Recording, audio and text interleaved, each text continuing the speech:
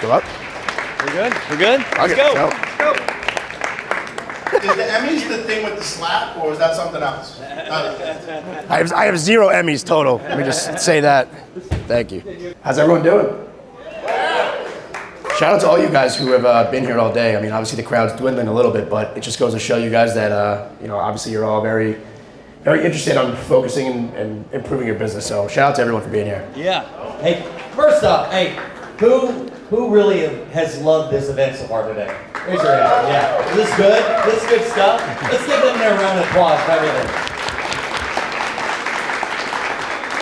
So today we're just going to throw it back and forth. I love the fact that Dan he does videos in one way, I do videos in another way, and we both are doing it in such a unique way. We have different perspectives. Yep. So I'm going to throw it, and Dan, we can do questions back and forth. Oh yeah? I'm going to ask Dan, so talk about when you first started doing video. Before you even started doing video, like what was the mindset of, okay, I'm going to do videos, and what was the process from 3 years ago, because that's when you started, to where you are right now?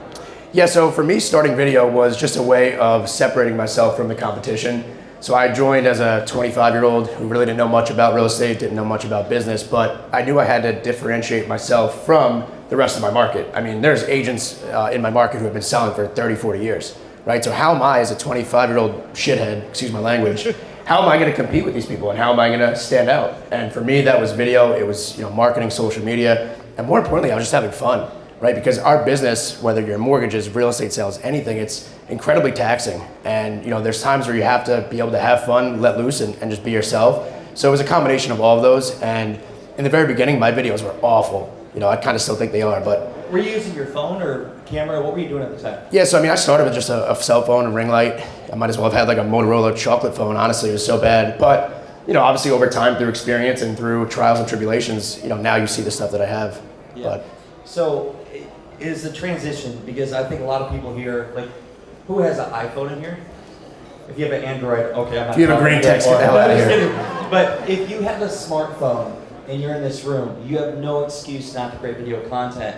And so I would love to hear from you the transition of doing with the phone to transitioning into getting the videographer, because I think a lot of you are probably wondering, like, how much is that going to cost? What's the process like? I'd love to hear from your perspective, then I'll share some ideas. Yeah, so I think no matter what, you just have to put yourself out there. So whether it is using your iPhone, or hopefully you don't have an Android, but if it is an Android, then use it. You don't have to have a professional videographer following you around like Brad Lee when the guy's going to the bathroom or when he's making toast at midnight.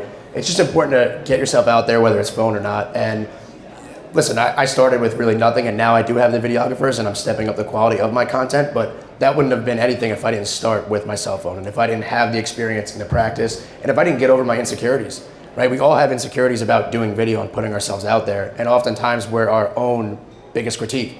Like, I'll tell you right now, I have crippling eczema, riddled with it, it's all over my face. I think I'm, I curse sometimes too much, right? And I'm my biggest critic. If I didn't tell you I had eczema, you probably wouldn't even have known about it.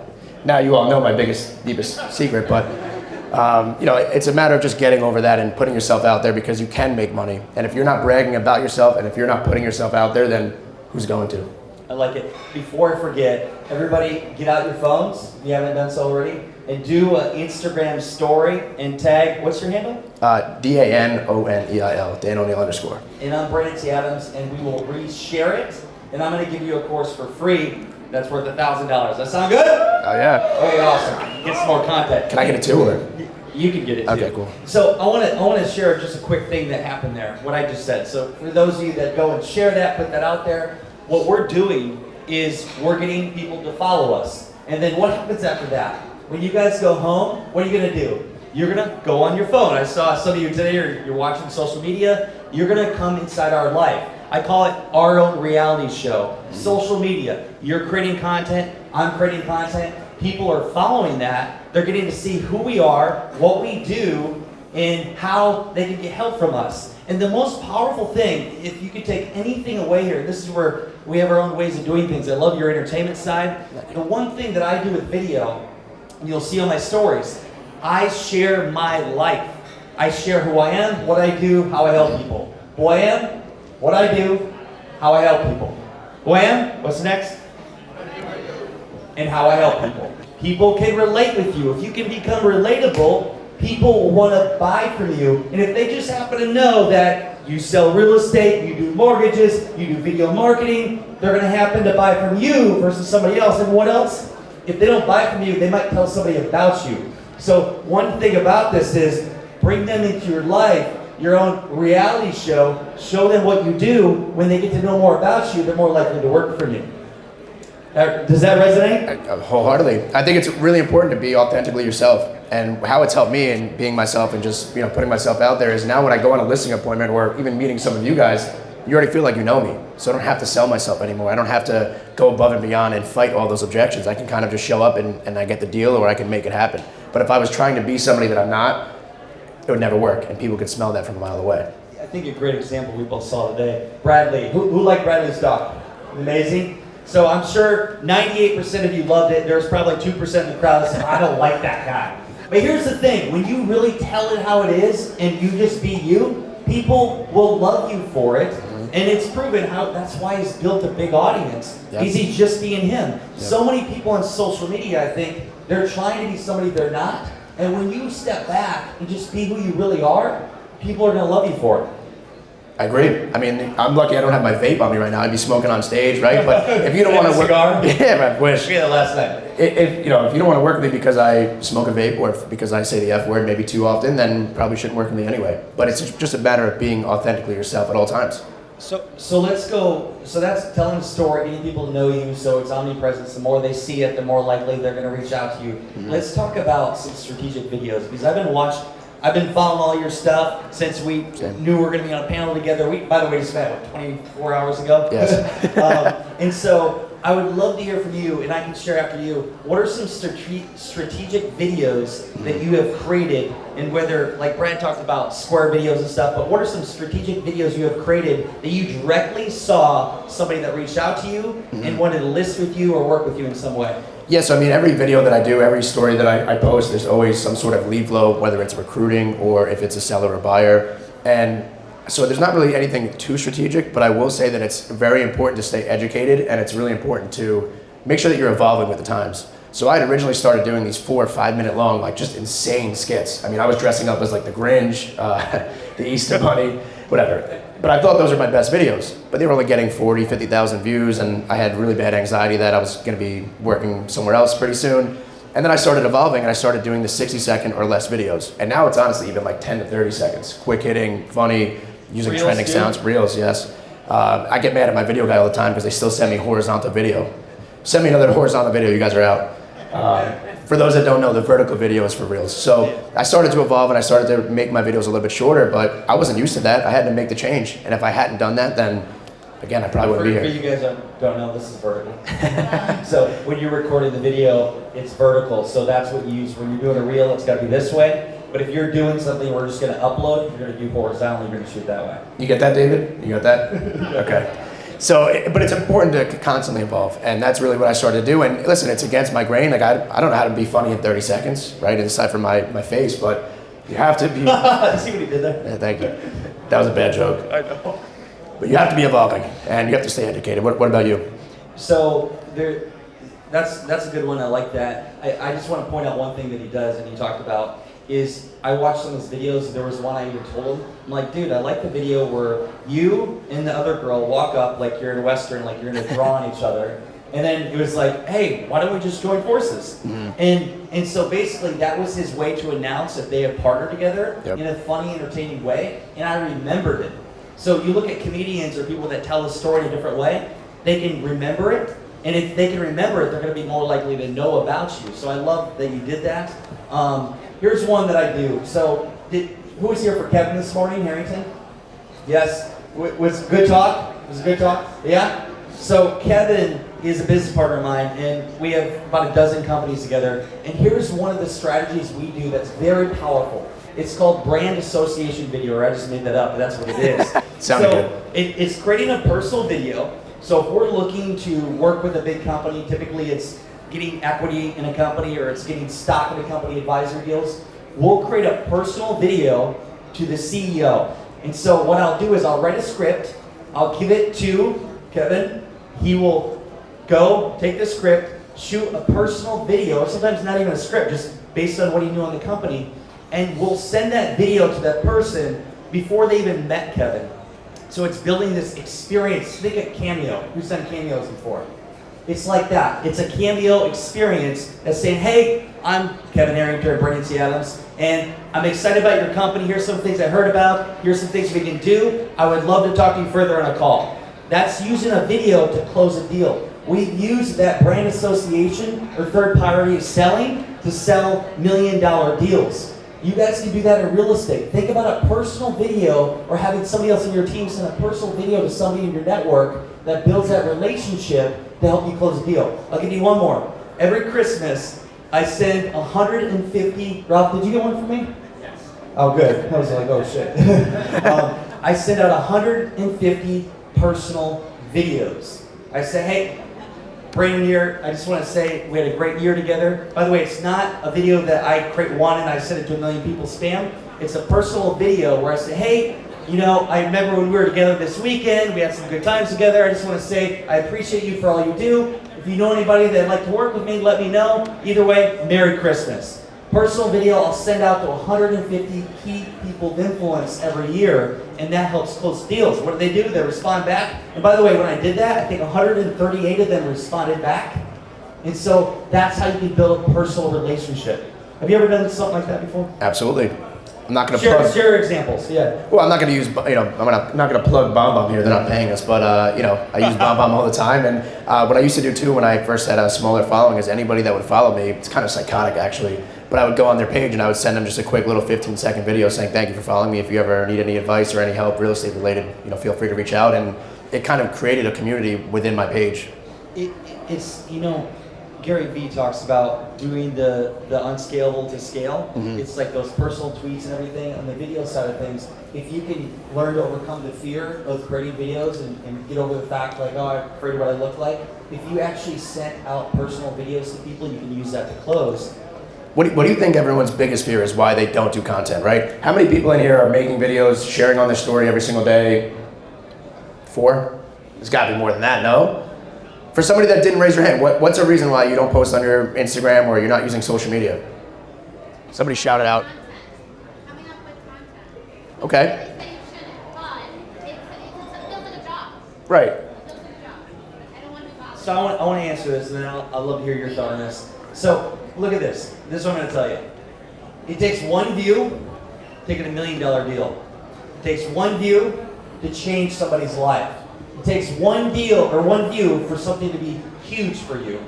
And so when you know that, it's not about you. Get over yourself.